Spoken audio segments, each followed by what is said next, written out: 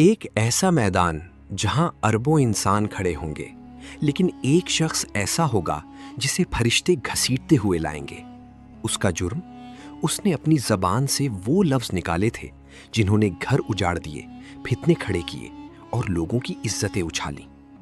تصور کریں، اس شخص کا جبڑا ایک طرف سے لوہے کے ہک سے چیرا جا رہا ہے، یہاں تک کہ وہ گردن تک پہنچ جاتا ہے، پھر دوسری طرف سے وہی عمل دہرایا جاتا ہے۔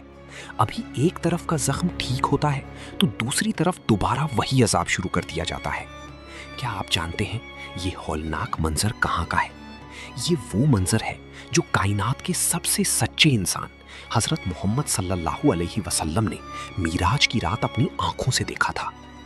آج موت کا سفر میں ہم اس ہولناک حقیقت سے پردہ اٹھائیں گے کہ ہماری زبان سے نکلا ہوا ایک چھوٹا سا جھوٹ قبر اور جہنم میں ہمارے لیے کیا انجام لانے والا ہے۔ میرے بھائیوں، جھوٹ صرف کسی بات کو غلط بیان کر دینے کا نام نہیں ہے۔ جھوٹ دراصل دل اور زبان کے درمیان تضاد کا نام ہے۔ جب آپ کا دل حقیقت جانتا ہو لیکن آپ کی زبان دنیاوی فائدے کے لیے اسے بدل دے تو وہ جھوٹ ہے۔ کیا جھوٹ بولنے کی کبھی اجازت ہے؟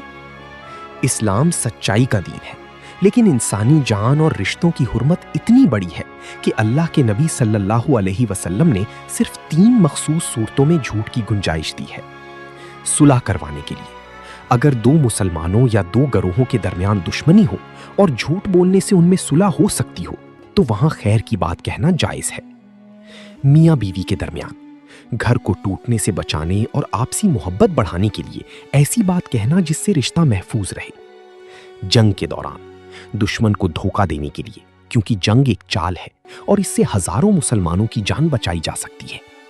ان 3 صورتوں کے علاوہ کسی بھی مصلحت، مذاق یا کاروباری فائدے کے لیے بولا گیا جھوٹ سراسر حرام ہے اور ایمان کے منافی ہے۔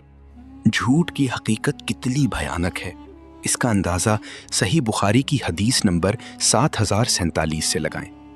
نبی کریم صلی اللہ علیہ وسلم نے فرمایا کہ میں نے دیکھا کہ 2 فرشتے میرے پاس آئے اور مجھے ایک شخص کے پاس لے گئے جو لیٹا ہوا تھا، اور ایک دوسرا شخص اس کے سر کے پاس لوہے کا ہک لیے کھڑا تھا۔ وہ اس کے منہ کے ایک کونے میں وہ ہک ڈالتا اور اسے چیرتا ہوا اس کی گدی تک لے جاتا، پھر دوسرے کونے کے ساتھ بھی یہی کرتا۔ جب آپ صلی اللہ علیہ وسلم نے فرشتوں سے پوچھا کہ یہ کون ہے تو بتایا گیا یہ وہ شخص ہے جو صبح اپنے گھر سے نکلتا ہے اور ایسا جھوٹ بولتا ہے جو آفاق، دنیا کے کناروں تک پہنچ جاتا ہے۔ آج کے دور میں سوشل میڈیا پر پھیلایا گیا ایک جھوٹا میسج، فیک نیوز یا کسی کی عزت پر لگایا گیا غلط الزام اسی زمرے میں آتا ہے جو لمحوں میں پوری دنیا میں پھیل جاتا ہے۔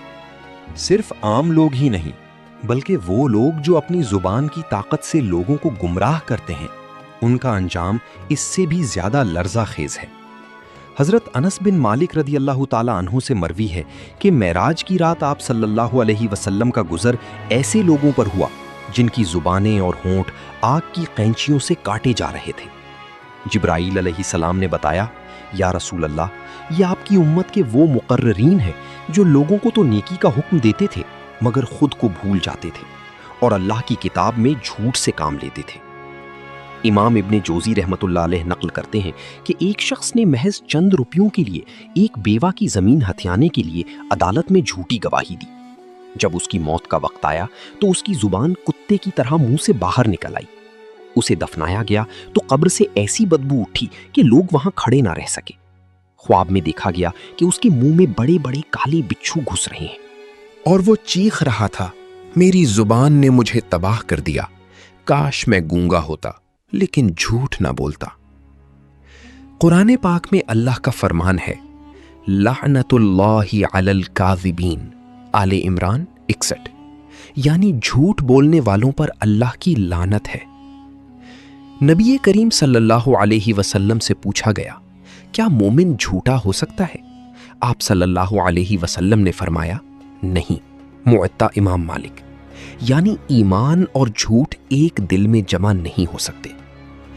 اگر آپ نے ماضی میں جھوٹ بولا ہے تو اب کیا کریں؟ سچی توبہ، اللہ سے معافی مانگیں۔ اصلاح، اگر آپ کے جھوٹ سے کسی کا نقصان ہوا ہے تو اس سے معافی مانگیں یا نقصان پورا کریں۔ سچ کا عہد، زبان کو سچائی کا عادی بنائیں قبر کی تنہائی میں آپ کے الفاظ ہی آپ کے سامنے لائے جائیں گے۔ ہماری اگلی ویڈیو کا موضوع وہ ہے جس نے آج لاتعداد گھرانوں کو جہنم بنا رکھا ہے، جادو ٹونا اور دوسروں کا برا چاہنے والوں کی تاریک قبر۔ وہ لوگ جو حسد میں آ کر دوسروں کی زندگیاں برباد کرتے ہیں، ان کے لیے قبر میں کیا چھپا ہے؟ اس لرزہ خیز حقیقت کو جاننے کے لیے سبسکرائب کریں اور جڑے رہیں۔ اللہ ہمیں زبان کی حفاظت کرنے اور دوسروں کا بھلا چاہنے کی توفیق دے، آمین۔